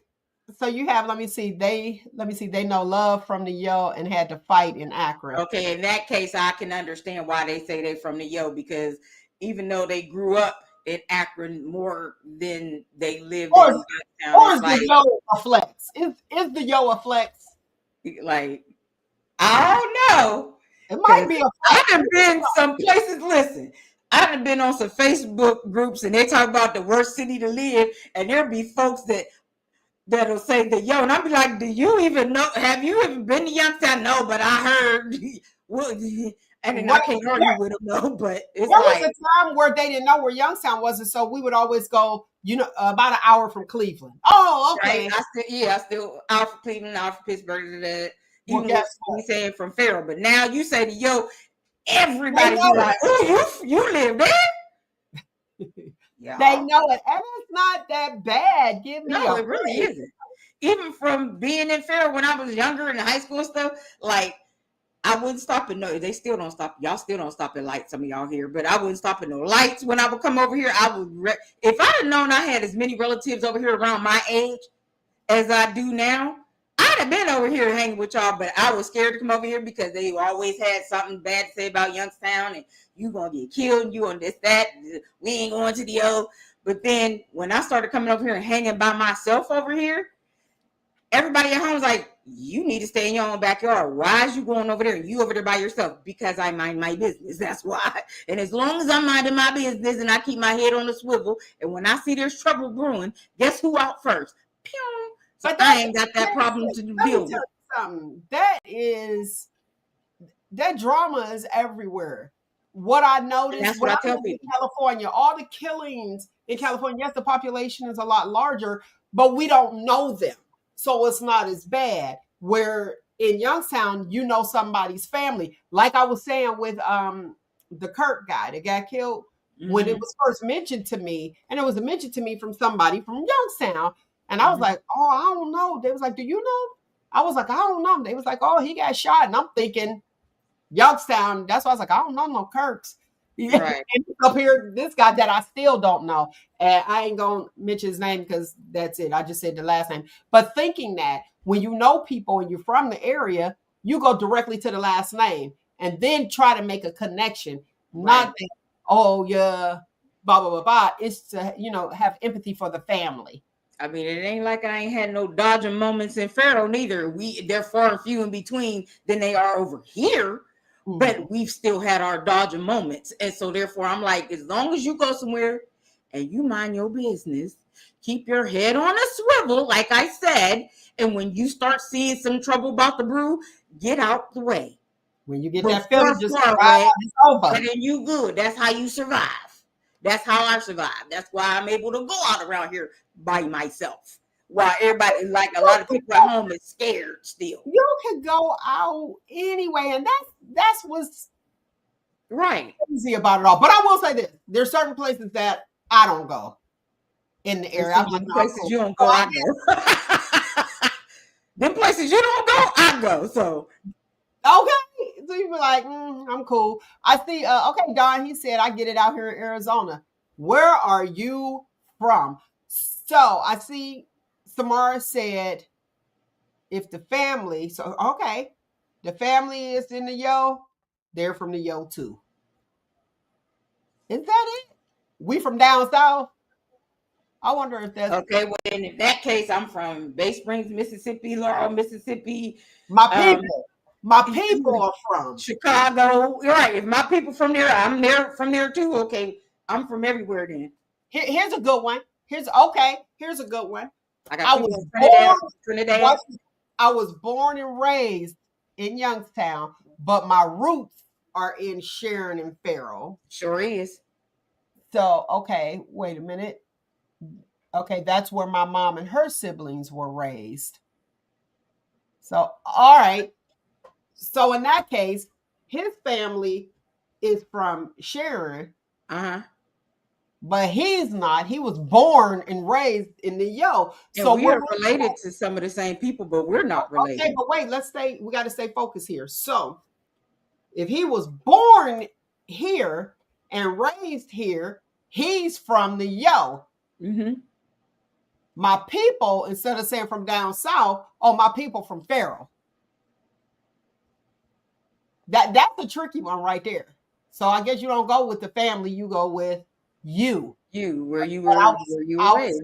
Honestly asking that question, like, is it where you spent most of, like, the more time? That's why I was asking that. Is it where you spent the most time? Like the Maryland guy, you've been there about 50 years. You graduated from here. So when people say, hey, where are you from?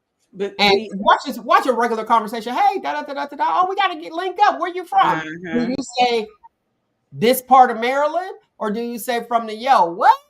What's the conversation?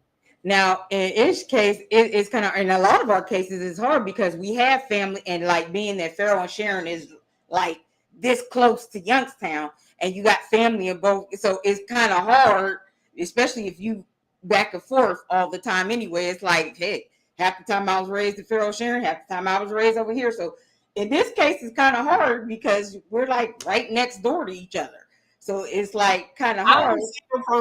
Even though it's across the railroad tracks, I ain't saying, hey, yeah, I'm from Farrell. No, I got some cousins over there. But did you spend a lot of time over there though? No, not really. Okay. So you didn't spend a lot of time over there. Like there's a lot of people that I know from Youngstown that spend a lot of time in Farrell and Sharon, even though they were born and raised over here. Where did their parents file their taxes at? What's that address? Youngstown. That's the address. Out on whose taxes? But you know, a lot of people will say, well, I stayed over there too because I stayed with my grandmother during the summertime and this and that. So, yeah, but like I said, wherever you went to school, graduated from, that's where you're from. Okay, so what do we have here? It's where you get your values from. Okay, let's see. Mr. Stevens, last year was 183 murders in Kansas City, Missouri. And I ain't know none of the people around that area and the places where it's off the hook. I stay in my place, my comfort zone. Right. Okay. So she said, Samara said that she tell her boys they are Akron since they were 7-8. They from Youngstown. I guess it go back to, I don't know. This has been an ongoing thing. I guess it depends on where you say where you from. Wherever you want to be from. If you, like reinvent your life, especially right, exactly. If you spent most of your time here, but you know you from here, okay, I'm from here. So they say they from the Yo, even though they most of their childhood was all their life was an acronym from the Yo. It's where they want to be from. Not, and that's pretty much where it's at. Because I remember a celebrity from the Yo who actually moved and got picked up, and he was living in another area, let's say Columbus. And then he got an interview on I think it was in one of those Right On magazine or something. It was so long ago. And we know him from the Yo. He didn't say Youngstown. He said he was from Columbus. And everybody was in an uproar. Now here's what's interesting. You're from the area. The people don't even want to support you lightweight in the area when you're there. They barely speak. Then when you make it, then they want to be like, oh, from Youngstown, blah, blah, blah, blah, blah, blah, blah. What are we doing? I can tell you another celebrity. The singer Joe Uh-huh. is originally from Phoenix City, Alabama. But he says he's from Atlanta, Georgia, because he grew up with his grandmother raised him. I know his sisters. I Okay. worked with his one sister. He don't even mention that he had siblings. But, okay, prime example. So when is he supposed to say, hey, I got sisters? Right. He don't even want them nowhere near the limelight because they can all sing and they could have all been his backup singers. But he knew so he didn't want them nowhere around it. But him and his one sister look like twins. Okay, so let's move over here to Tony Braxton's, the Braxtons. They wanted Tony. Tony had to release. It's a little different though. Had to say, hey, they don't want all of us. They want Tony. Tony let her sisters be the background singers. Tony has her sister, who y'all know, who feels as though that Tony did not help her come out. That it wasn't because of Tony, it was because of me. Well, we wouldn't know you if it wasn't for Tony. And to say that was a slap in the face. I got to get this here homage. It was a slap in the face because that's exactly what I was talking about early on. When you got to get a propers to who they belong to. Exactly. And what's the problem with saying, yes, that's my sister? It's not nepotism because somebody had to check you out, but we only know you because of her. And to try to take that back or take that from her, that's not cool. Get Tony her flowers, give her propers. Why aren't we doing that anymore? Why? You know what I'm saying? You feel like, some people, it's like that. Like we've said it before, the crabs in the barrel mentality. You don't want to help. You don't want to help lift the other person up. You want to bring them down. It's crazy because it's like it's not taking any shine from you. In fact, it'll give you even more shine knowing that you helped somebody else out to make it, to get to where you are. But people nowadays want to feel superior to everybody else. So therefore, they're not. To your own, though. To your own. Right. But that's what I'm saying. Like, you don't want to reach out and help nobody because you feel like they're going to get more props than you. Dude, come on, for real. It's us that's doing it to us. Exactly. Like on Black Shine. Like, it's us doing it to us. Why are we talking about each other? Why? And exactly. We got the rest of the world beating us up, and then we study fighting amongst ourselves. That is stupid. We're still doing it, but I don't understand. Girl, yes. Joe with a weave. I ain't even lying to you. Joe with a weave. Listen, I'm glad she put that up. And what it is for Joe the with a weave. Audience, for the listening audience, I couldn't imagine a girl looking like Joe. Like, huh? Joe with a weave. But look at this. What's the the gymnast. The gymnast. Her grandmother raised her. Which one? Gabrielle? Or what? That one that just got married. Yeah, I'll be getting Gabby Douglas. Gabrielle Douglas. Yeah. Is that it? Yeah, okay. I'm gonna have to look at it and make sure. I think so. Gabby Douglas just got married. So she has sisters. And her grandparents raised her. So what we ain't know nothing about her sisters until the mother came on talking about she was homeless or something weird like that. Mm-hmm. Like, come on. Maybe she just like, I'm focused on my thing. My grandparents invested in me for this skill and I'm winning. And now bring everybody with me. And if my mother is homeless at the time, which she got adopted by her mother's parents, we had a problem. When I say we for the listening audience, air quotes, we had a problem with the grandparents not adopting all of them. We pick each other apart so much Mm-hmm. that it's tragic. And we don't know the story. Maybe the father had them. You know, you just don't Right. know everything that goes into it. And the people that are winning in the family, because I'm like cheering on. If my people winning in the family, I'm cheering you on. But when you say you don't know me, I'm like, wait, what? Hold on. What do you mean? We used to look. We was at grandma's house sleeping on the floor and with pallets. What do you mean you don't know me?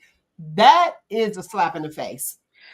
Dawn Queener, Simone Biles. That's who it was. Simone, thank you. Because I'm like, it wasn't no Gabby. Yeah, I know. I had to think about it. Like, wait a minute, Thank you, Don. Yes, I was because like, they just had a baby, if I'm not is mistaken, or she's that pregnant now. She's either pregnant now, or they just had a baby. Yeah, good stuff? Tamar should be happy her sister put her on. It's a lot of siblings that made it famous and don't even think about putting a sibling on. And that is true. exactly. Thanks, Samara. Samara was like, Simone, yeah, yep. We knew what he meant. I mean, because that was the one question that I asked my friend about, like, your brother thing. Why? How come he put? She's like, nope, because he didn't want none of us in that limelight whatsoever. He said no because he know how Hollywood is. He said no. I don't want to put her name out there, but she was like, nope, nope, nope, nope, But nope, nope. here's the thing: you have people who can't afford to pay everybody. Right. And they'd be like, no, we have a lot of female artists out there. We have the sound. And that's how it used to be in the entertainment industry. You had a specific sound. Not everybody sounding exactly the same. I'm going to put you on, you on, you on, you on. We're going to click and everybody sound the same. So I understood Snoop when he was like, everybody sounded like it. Dibby, dibby, dibby, dibby, dibby, dibby.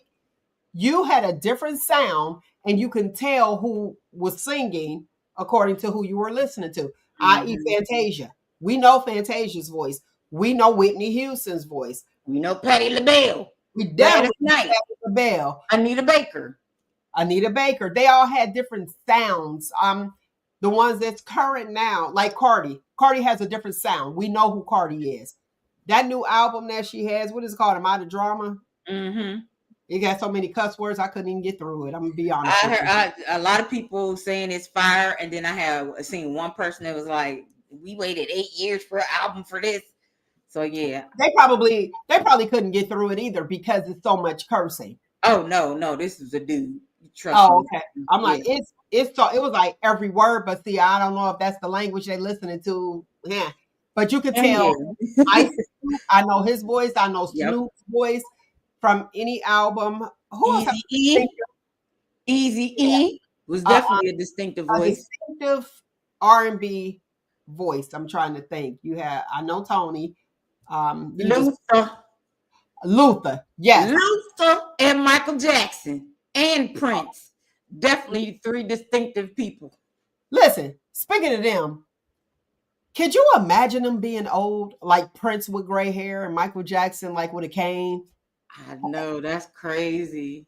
I was sitting there thinking, and I know y'all like Mel, please. No, for real, Samar. That's the one to be like, oh God, here she go. I was sitting there, I was like, I don't think they probably were meant to be old. Like Probably my not. visuals, I just can't see them.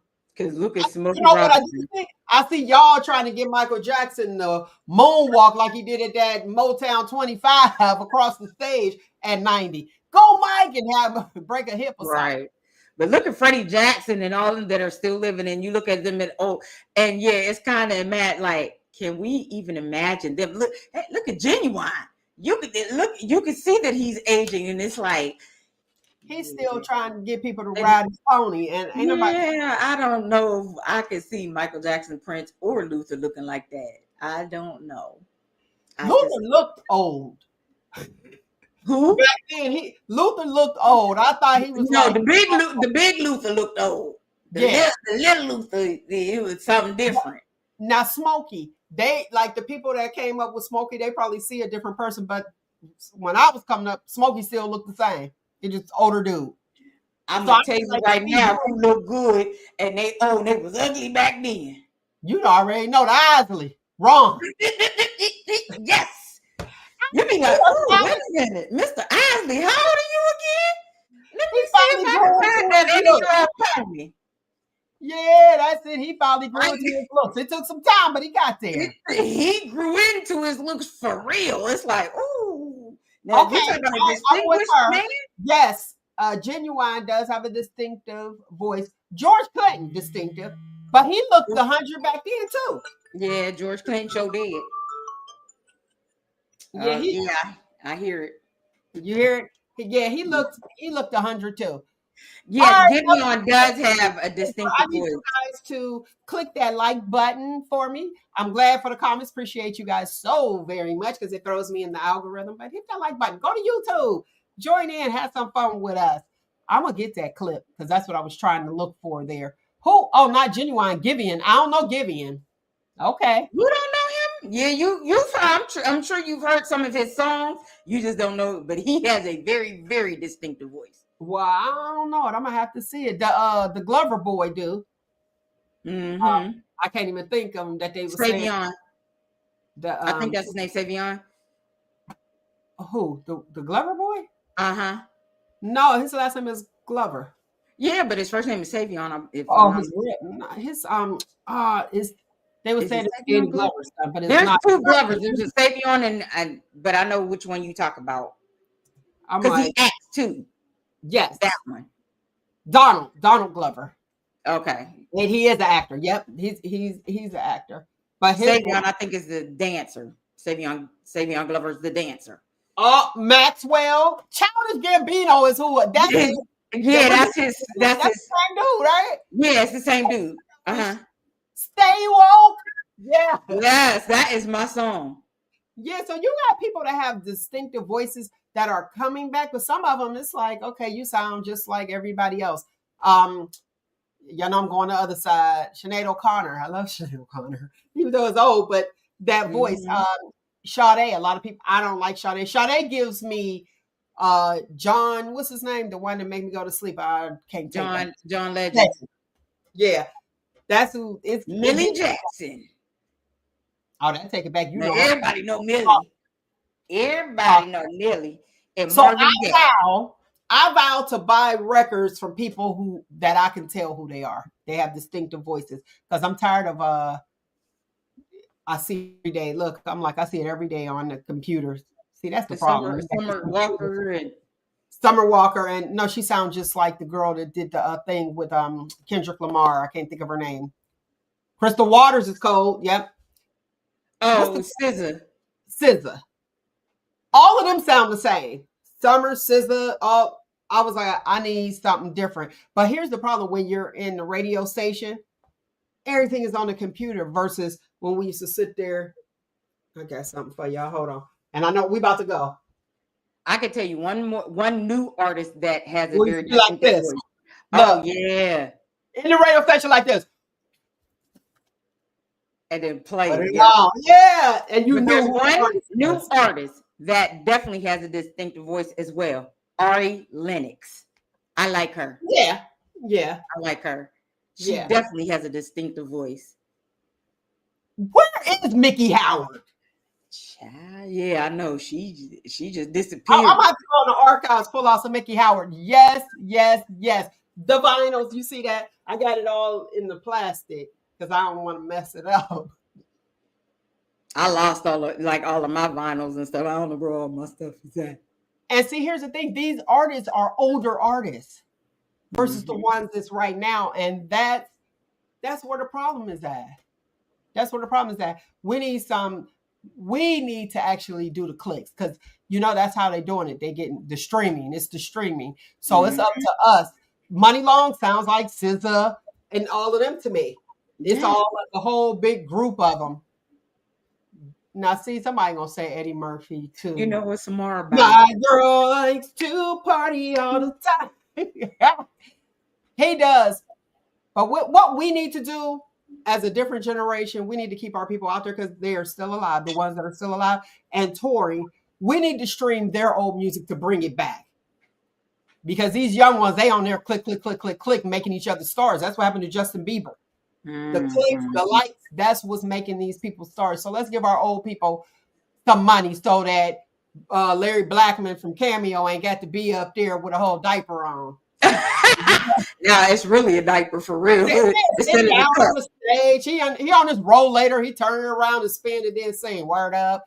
So let's help the people so they don't have to really tour. George Clinton, we want you to tour. He has his grandchildren on there. I like you got Bootsy and the dude in the diaper really wearing a diaper. Like ain't no atomic dog no more. So let's try to help our own people. All right. All right. Listen, I did have today's footnote, but what I'm going to do something a little bit different for today's footnote. I'm going to tell my lovely people that if you are considering and have a plan, and even if you don't have a plan, any sad thoughts, if you don't know if you are depressed, text the Suicide Crisis Lifeline at 988 and ask them the question. You, like I said before, you might feel some type of way and you don't understand that mood. Just call 988. Talk to someone.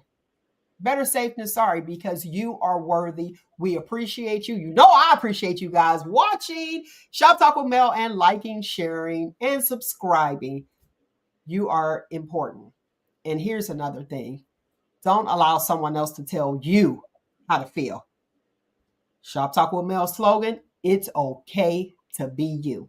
Find you, embrace you, most importantly, always, always love you. Until next week, people, you know what it is. 1, 2, 3. Shop Talk. See, we did that.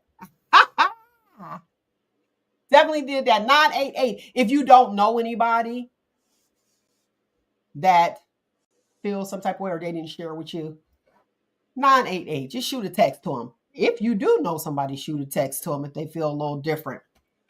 And do me the honors of putting on your social media hashtag 988 just to let somebody know who may not be, may not know and may not be themselves and just need somebody to talk to. And just put need somebody to talk to 988. It's your girl Mel. See you next week.